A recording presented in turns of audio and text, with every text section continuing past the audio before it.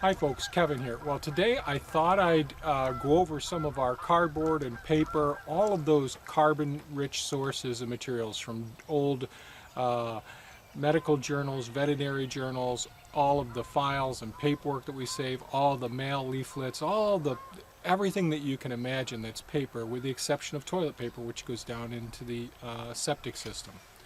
So for a few years I've been gathering all that I can, and right behind me is an area that I made a couple of feet deep next to the swale system. So the swale was dug out, the pile of soil was taken from the surface and laid there. No hugelkultur underneath these ones here. But next to it, right up against it, because it was a steep drop off, I started piling cardboard, some rabbit manure that I got from one place in Phoenix, but mostly cardboard, some plastic tape on the cardboard as well. And today's sort of a reveal. It's been in the ground for a year and a half to 2 years, depending on what time the material was put in. I build it up over a period of time. Now there is some fruit and vegetables that was put in between the layers of the cardboard, you know, when I put down 5 or 6 layers. And this is the cardboard. Most of this is that heavy packaging that you'd see in the produce department, those big heavy cardboard pieces. This was one of my first techniques of putting down cardboard and all, and I hadn't planned on digging it up, but I thought it'd be worthwhile. Let's take a look and have a look at what's there now. How well did it break down? Because I didn't do it the way that I'm doing it now. How am I doing it now? I'm inoculating it with within the forest, within the woodland area. I'm using some of the base of the O horizon. Remember the O horizon, when we look at soil horizon profile, we have the O horizon and the A horizon. The O horizon is all that organic material that falls from the trees and the leaves. And the surface of it really looks like the original material, and at the very base of the O horizon it hardly even looks like it. It's just rich black material. Then you get down to the A horizon where it's mineral, and you know, it's some of the sand, silt, and clay, the nutrients from that admixed with the organic material. So I take that nowadays, that base of the O horizon, the top of the A horizon, and I actually put that in between the cardboard and paper as I'm building the systems. As I'll show you, we're building a system down and back. But we'll take a look at this and see just what we've got down here in this spot.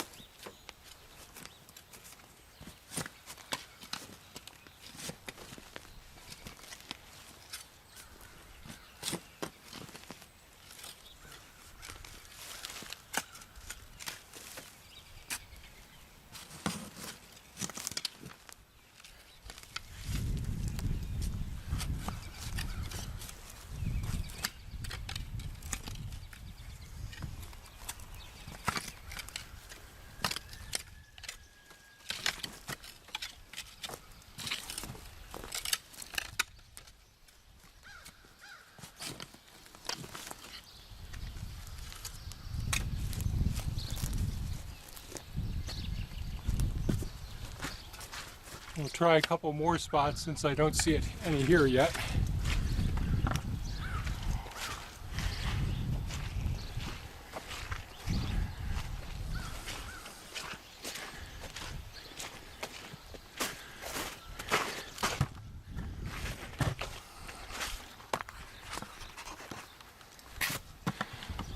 Okay, I'm going to try and zoom in right here and see what this looks like, because I can see some material, some cardboard material at the surface, and maybe even a little bit of the tape. So there is a piece of the tape from one of the packages or boxes. Let's look at this. No, there's hardly anything there. There is some tape there in this one.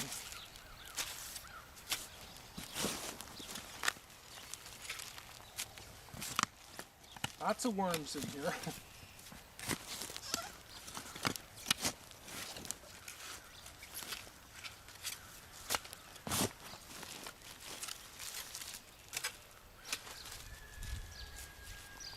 And a little more tape in this area here. I didn't see any tape over there.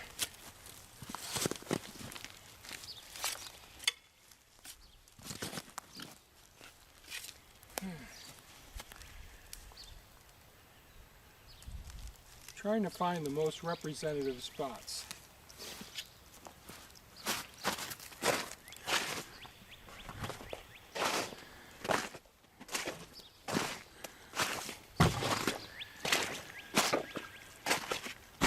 Now that wasn't nice. I just stepped in a puddle of water. Let's try right over here.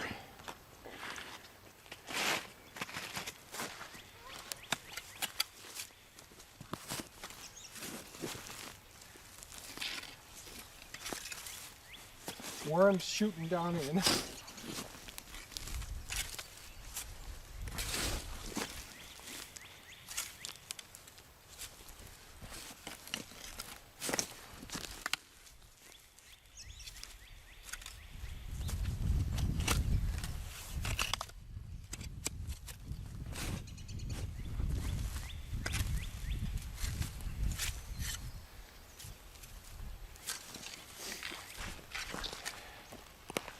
So this is what I'm detecting right now. I'm not doing a really thorough job of digging the whole area up. There were actually months worth of once a week going and collecting the cardboard and making it very deep. The area really compacted down. Normally with our soil, there's no way we dig this pitchfork into our soil because it's basically really bony gravel. Have a really hard time getting a spade into it, and that's one of the reasons that I got the excavator, because even my tractor had a hard time getting into it. I'm pretty impressed. The stuff on the surface did have some plastic tape that wasn't broken down completely. And I can't tell you the reason for that, because in some areas where there was loads of the plastic tape, there's no evidence of it anymore. And again, these are petroleum-based products. And petroleum-based products are just passive solar energy from decomposing organic material from, centuries ago. And if the fungi can break this material down, it can turn it back into its basic simple carbon units. So let's take a look down and back and see what we're doing down there. Well, hey folks, I'm back here in the maple forest standing on some limbs that fell down, and we're going to talk about that pile behind me back there. But first I'll say a couple of things. For the last few years I've been talking about how we use all these different paper products, cardboard. I actually have gone off, and my wife brings home cardboard from the place that she works at an animal hospital, and so they load up the cardboard in her car for her. She brings it home. We take it, put it under the eave of the house so the water can come down on it, and also the house protects from the westerly winds so that the cardboard doesn't blow any place. So why are we saving all of the cardboard and paper products, the envelopes, everything that comes in the mail, every package that we get? We save it all. And even if it has plastic in it or plastic tape, Now, under ideal circumstances, if I were to get tons of cardboard from other places, I'd love it if people peeled off the easy tape that's on it. However, I realize that that's not a practical thing. Now, I've been composting cardboard for a while, and that works out extremely well, but that's a slow process, and it needs to take time to do it, especially if you're going to do it in an aerobic thermophilic way. And that means getting the cardboard completely soaked, inoculating it with the mycelium from the forest floor and all. And so there's a lot involved in it. And time is one of the things that I don't have a lot of. But I'm still committed to producing zero waste, ultimately, to capturing and storing as much energy as we can, to producing soil, to reducing contaminants, bioremediation, phytoremediation, and mycoremediation. And taking all of those chemicals and compounds that are put in the glues, which the fungi seem to absolutely love, that are composed, that are in the manufacturing process for making the cardboard that we see. Now, certainly there are the tapes. Just about all of the tapes that are used, and I don't know about duct tape yet, but certainly the tapes that we see on our standard packaging and all the labels and all the inks, there seems to be no evidence of them if we do it appropriately. The one thing that I would say that I don't have success with are those little plastic envelopes that the shipping package label paper goes into. I do find those when I dig up the systems later on.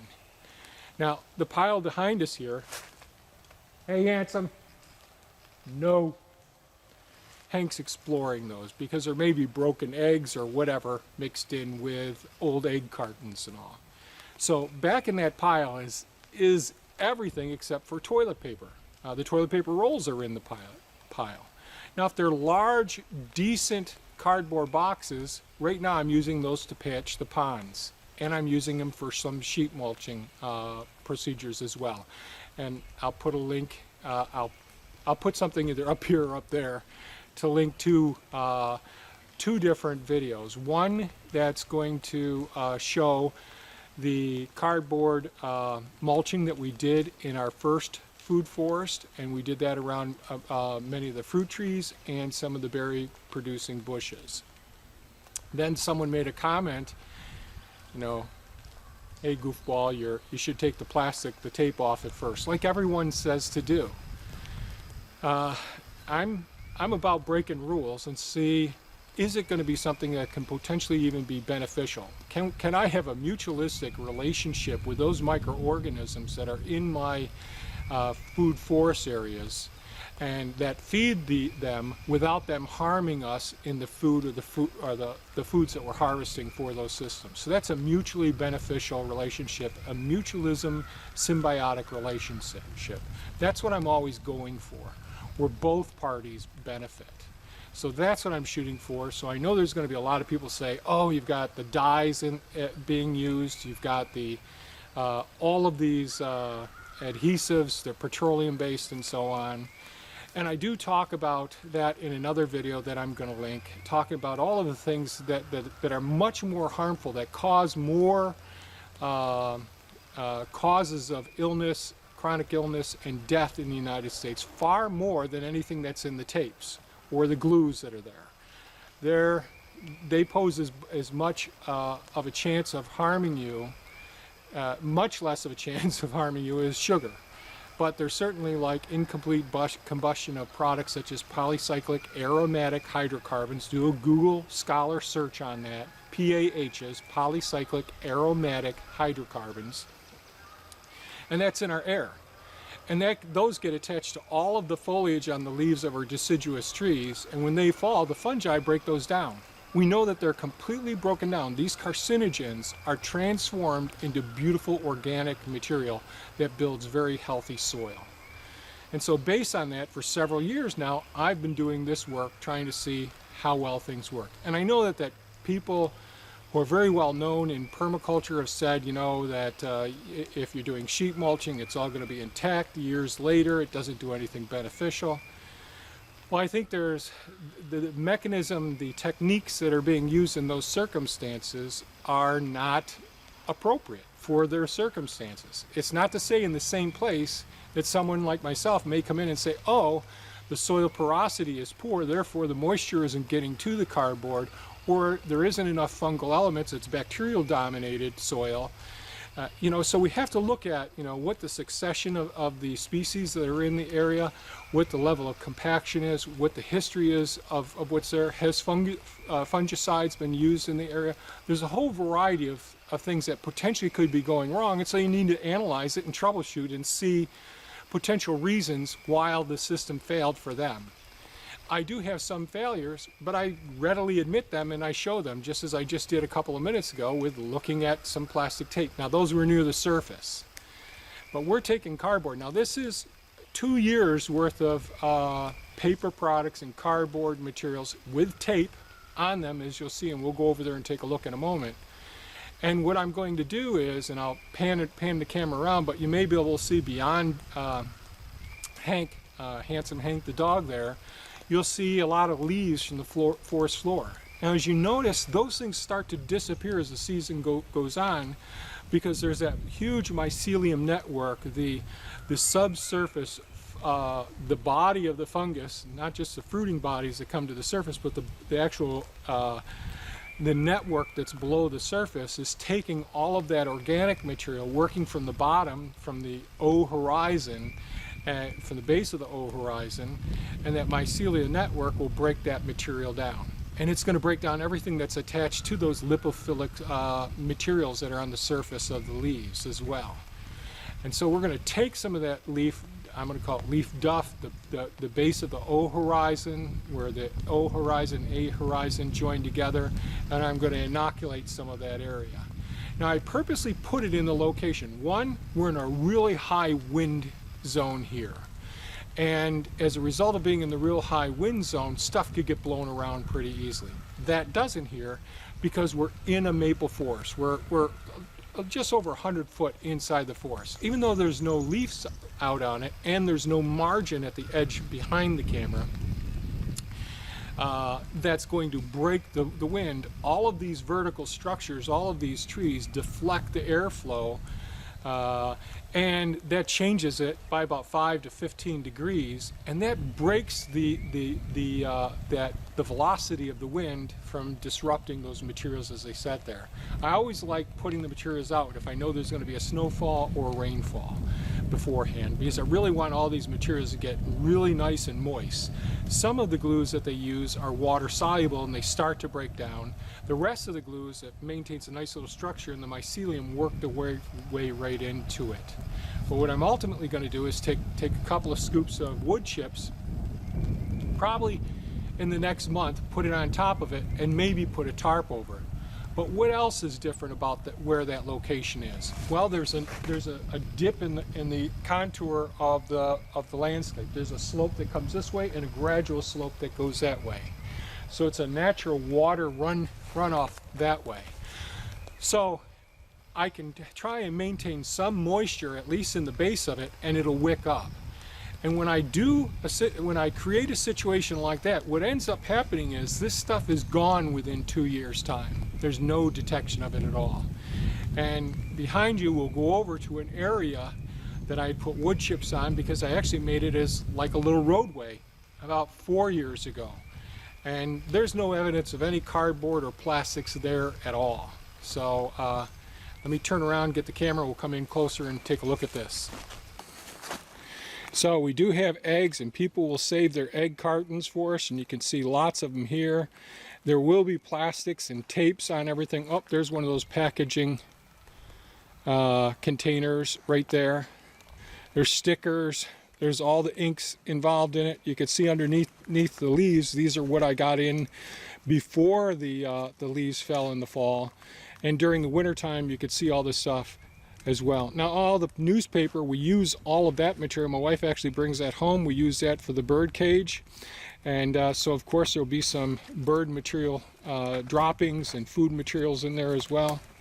Down there, there's a little box. It's got lots of tape on it. And tape on the bottom of that box as well. And I still have more to do to put in this area, but I wanted to show you at this point, because one of the things I will do is I'll throw some of the leaf material that's all around here, and there are a few pieces of paper out there that got blown around, but most of that stuff over there is just snow. Let me see if I can. That's just snow over there, but there's a couple of pieces of tissues, and we reuse our paper towels after we eat our meals and all that. We'll use them for doing some cleaning. Hank! And then, of course, the dog goes to eat the paper towels as well. Hank is handsome. He's not a rocket scientist. So again, here's that little ravine sort of area. So over the next 10, 12 years, I can work and put cardboard and paper materials all down in here. An area over here that I put a lot of cardboard under, the solar panels, when they came in these really thin plywood areas, and there's a whole bunch of cardboard right over in that area. Now I put that on a little bit higher level area, and there's piles around it of rocks and sticks and all, and the plywood has been breaking down. Those are the pieces around it. But probably later on this year or next spring, I'll peel that up and see, is there anything there? Are there any remnants of the cardboard there? But I have dug several times. Not this year, I haven't done it. We'll come over here. All right, so I'm over here. I'm on what I'm calling a little roadway here going down. Now, it was important for me to actually try and create a detectable roadway, because in the winter, in the summertime, let me just go over here for a moment. I don't know that any of these are going to show up. But we have all of these tiny little bushes and trees that are trying to grow up. And I don't know if these are detectable. But there's tens of thousands of these, just a couple of foot ash and oak and maple trees that are starting to come up. And they're just all over the forest floor. So what I decided to do was take the cardboard, lay it down right over the tops of those, all the way down, and make a path, so it's always easy for me to detect where we need to go, because everything grows up here during the summer months. So let's have a look over here in the ground. Let me grab the tripod. Let's see where the spot is. So here we go. Now there's roots that I'm going through, but this just breaks down all the cardboard. Every place I've checked, the cardboard is just completely gone.